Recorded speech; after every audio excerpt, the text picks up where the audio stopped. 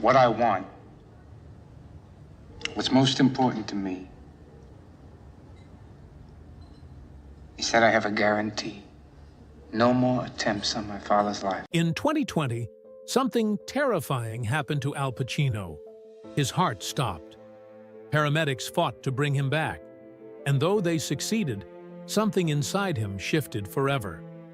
Once hailed as one of the greatest actors of all time, Pacino is now 84, and his life is a far cry from the glamorous Hollywood story fans imagined. Despite building a career that gifted the world unforgettable characters like Michael Corleone and Tony Montana, Pacino today battles loneliness, financial struggles, and health issues. From losing $50 million in a Ponzi scheme to taking on film roles he openly admitted disliking just to stay afloat, Pacino's later years reveal a man doing what he can to survive. Even more surprising, he became a father again at 83, in a relationship with a woman young enough to be his granddaughter. His life has become a complex blend of personal regrets, spiritual questions, and an unrelenting desire to keep working. Hollywood gave him the spotlight, but now that spotlight often feels dim. This is the story of how one of cinema's brightest stars is navigating an unexpected and often somber chapter of his life. Alfredo James Pacino entered the world on April 25, 1940, in East Harlem, New York City. The son of Sicilian immigrants, Rosa and Salvatore Pacino, he was born into modest beginnings. By the time Pacino was just 2 years old, his father had left the family, moving to California to work as an insurance salesman. This left Pacino's mother to raise him on her own with the help of her parents in the rough streets of the South Bronx. Life wasn't easy. The family faced constant financial struggles, living paycheck to paycheck in a working-class neighborhood that often felt unforgiving. Yet, amid the bleakness, Pacino's mother introduced him to something magical: the movies. Weekend trips to the theater became their ritual, and young Al was captivated by the characters and stories on the silver screen. These early movie outings planted the first seeds of his passion for acting. Despite this budding interest in performance, Pacino was a restless and rebellious child. Nicknamed Sonny by his friends, he developed a tough exterior to navigate his environment. He started smoking and drinking by age 9, and by 13, he had already experimented with marijuana. School wasn't a priority.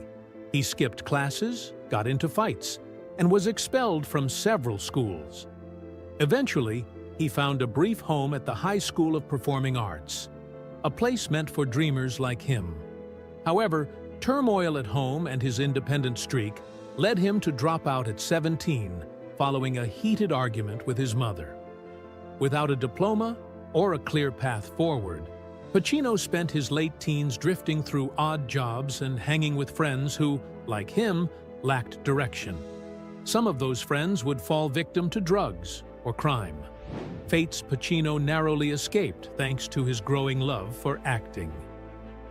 After leaving school at 17, Al Pacino entered a period of his life marked by chaos and hardship. Without a diploma or stable income, he drifted aimlessly through New York's gritty streets. He worked as a janitor, postal clerk, and even a theater usher, scraping together enough to afford acting classes at the HB studio in Greenwich Village. Yet, no matter how hard he worked, he was often broke, sleeping on friends' couches or in empty theaters, and at times left with no option but to stay out on the streets. But beyond financial struggles, what truly shaped this dark phase were the personal tragedies that struck in quick succession. In 1962, Pacino's beloved mother, who had always nurtured his love for cinema, died at just 43 years old. She had long struggled with depression, but her passing blindsided Pacino. Barely a year later, his grandfather James Girardi, the steady, father-like figure who had filled the void left by Pacino's absentee father, also passed away. Losing both of them within a year left him hollow, emotionally paralyzed, and without a guiding force in his life. In his memoir, Sonny Boy, Pacino described those years as living without a net, feeling adrift and emotionally stranded. Yet, acting was his only tether to purpose. The stage became a place where he could channel the grief, frustration, and confusion that overwhelmed him. He later admitted that if it weren't for acting, he might not have survived at all, saying it gave him something to live for when everything else seemed to fall apart. Pacino's journey to fame didn't come easily, but once it began, it surged like wildfire. His first real break came in 1968, when he starred in The Indian Wants the Bronx, a gritty off-Broadway play where his performance radiated raw energy. Critics couldn't ignore him. This was a young actor with both ferocity and sensitivity. The role earned him the prestigious Obie Award, marking him as a rising star in the theater world. Equally life-changing was meeting Martin Bregman, a talent manager and producer who saw more than just another promising actor. Bregman recognized Pacino's potential and became both a mentor and champion, opening doors that might have otherwise stayed shut. It was Bregman who guided Pacino toward bigger stages. And in 1969, Pacino dazzled on Broadway in Does a Tiger Wear a Necktie? His portrayal of a troubled addict earned him a Tony Award. But more importantly, it captured the attention of film insiders. Hollywood, however, remained hesitant. Pacino was not the tall, all-American hero studios were used to. He was intense, introspective, and unconventional. But this uniqueness is what caught the eye of director Francis Ford Coppola, who believed Pacino was the only actor who could embody Michael Corleone's quiet transformation from war hero to ruthless mafia boss in The Godfather. The battle to cast Pacino was fierce. Paramount wanted big names. Jack Nicholson, Robert Redford, and even Warren Beatty were in the mix. Coppola stood firm, insisting Pacino was perfect for the role. During filming, Pacino struggled under immense pressure, constantly fearing he'd be fired. Yet, when the restaurant assassination scene was shown to Paramount executives, Pacino silenced all doubters. His restrained yet chilling portrayal secured his place in the film and in cinema history. From there, Pacino's star rose rapidly. In Serpico, 1973, he brought grit and emotional complexity to the story of a whistleblowing cop.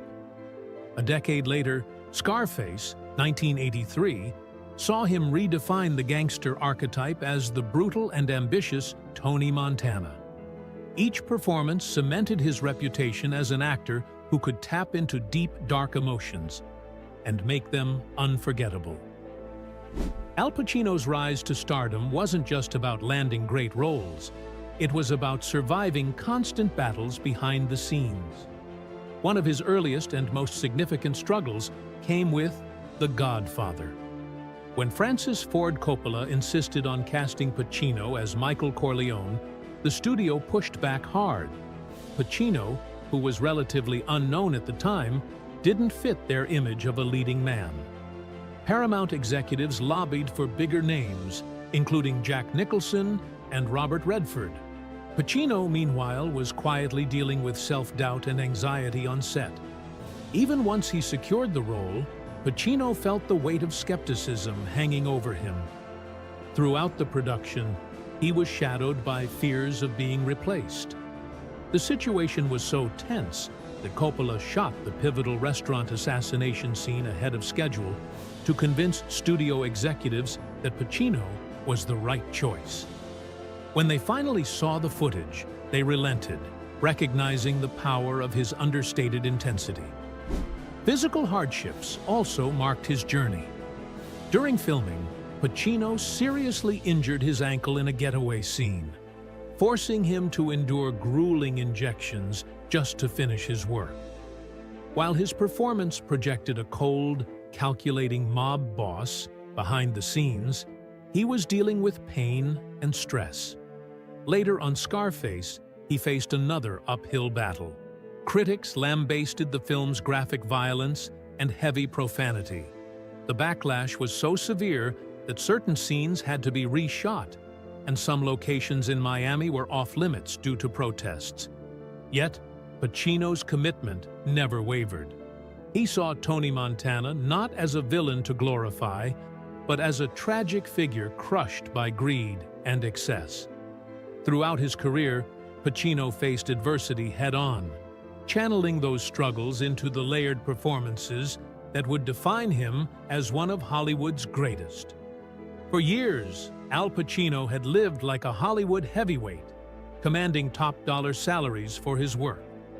Yet, in 2011, that sense of financial security shattered when he learned that Kenneth Starr, his longtime accountant and trusted advisor, had swindled him out of approximately $50 million in a wide-reaching Ponzi scheme.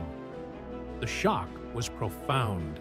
Starr had been managing money for multiple Hollywood stars, and Pacino was among the biggest names caught in the scandal. The financial blow came at a time when Pacino was still actively working, but suddenly, the freedom to choose only meaningful roles disappeared. Bills, taxes, and legal fees added to the burden. In a bid to recover financially, Pacino reluctantly took roles outside his comfort zone, including Jack and Jill, a film he later described as a paycheck job.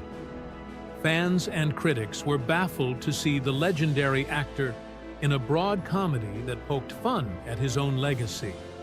But behind the laughter was a man trying to stabilize his finances and protect his future. Beyond movies, Pacino also began doing commercial work and speaking engagements, something he had largely avoided in earlier years.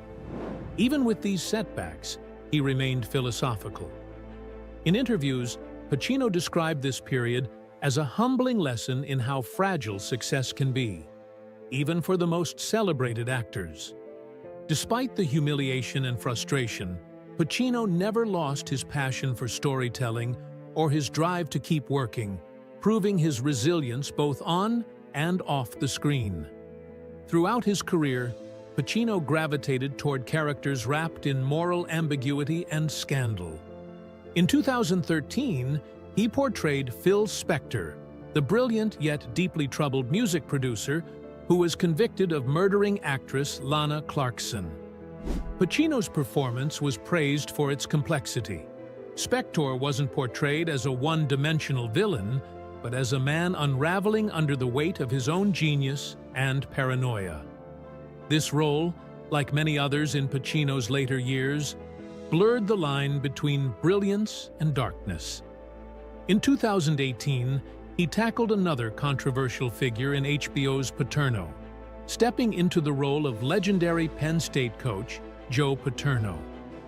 The film focused on the final days of Paterno's career, as he faced backlash for failing to stop the abuse committed by his assistant coach, Jerry Sandusky. Pacino's portrayal showed Paterno as both revered and haunted, forcing viewers to grapple with the complexities of power and accountability. Outside of acting, Pacino's passion for storytelling led him behind the camera. Looking for Richard, his 1996 directorial debut, was a labor of love. A documentary meets performance piece that explored Shakespeare's Richard III while breaking down the barriers between classical theater and modern audiences. It became a critical success, winning accolades for making Shakespeare engaging and accessible. In 2000, Pacino directed Chinese Coffee, an adaptation of an off-Broadway play he had performed in years earlier. The stripped-down drama, focusing on two friends engaged in a marathon conversation, showcased Pacino's deep appreciation for character-driven storytelling. While it didn't make waves at the box office, it reinforced Pacino's commitment to projects that fed his artistic soul rather than his wallet. Throughout his life, Al Pacino has remained an enigmatic figure, not just on screen but in his personal affairs as well. Despite decades in the public eye and relationships with some of Hollywood's most famous women, Pacino never married. His long-running relationship with Diane Keaton, which began during the Godfather era, became legendary. Keaton once said she was drawn to Pacino's complexity, but grew tired of waiting for him to fully commit. Their love ended when Pacino refused to change, leaving Keaton heartbroken but resolute. Pacino's other significant relationships included actress Beverly D'Angelo, with whom he shares twins, and Kathleen Quinlan, a woman he once described as the closest he ever came to marriage. Yet, no matter the connection, Pacino often retreated into himself, avoiding the permanence of marriage. Then, in 2023, life surprised him yet again. At the age of 83, Pacino became a father for the fourth time when his much younger girlfriend, Noor Al-Fala, gave birth to their son, Roman.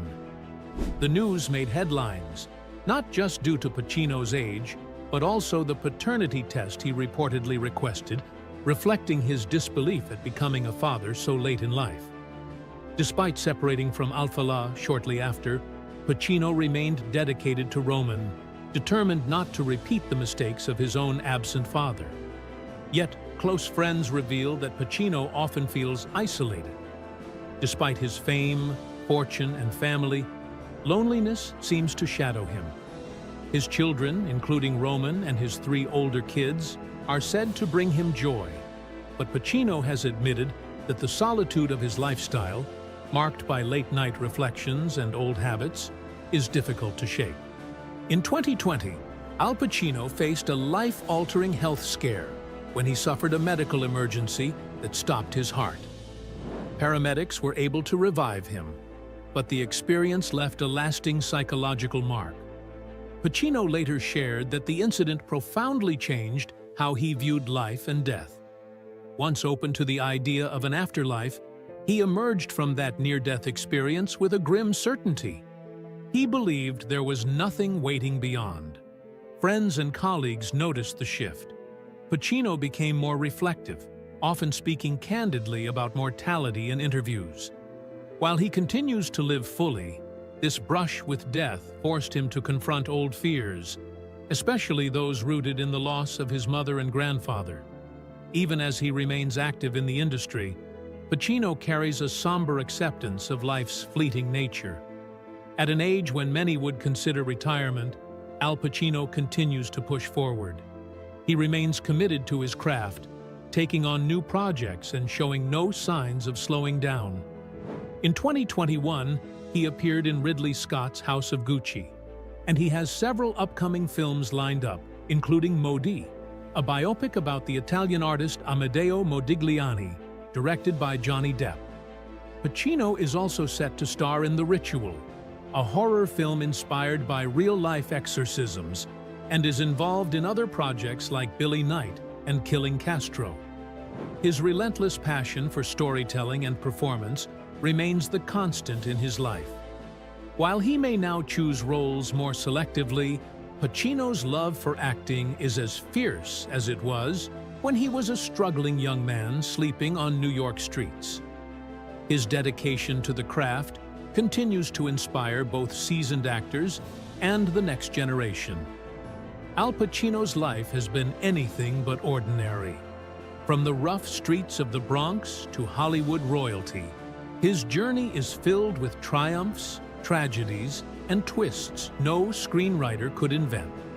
At 84, he embodies resilience, surviving career setbacks, financial ruin, health scares, and personal loss, only to emerge time and again with new projects and the same fiery commitment to acting. Yet, there's a bittersweet tone to his later years. Despite his legendary status, Pacino faces loneliness and the shadows of old wounds. His story is one of contrasts, immense success paired with deep personal challenges. But even now, as he continues to work and raise his youngest child, Pacino refuses to fade quietly into the background. For generations of moviegoers and actors alike, Al Pacino remains a towering figure, not just because of the roles he played, but because of the battles he's fought behind the scenes. He is proof that even the brightest stars carry burdens, and that survival sometimes requires the same grit and intensity as the characters he brought to life.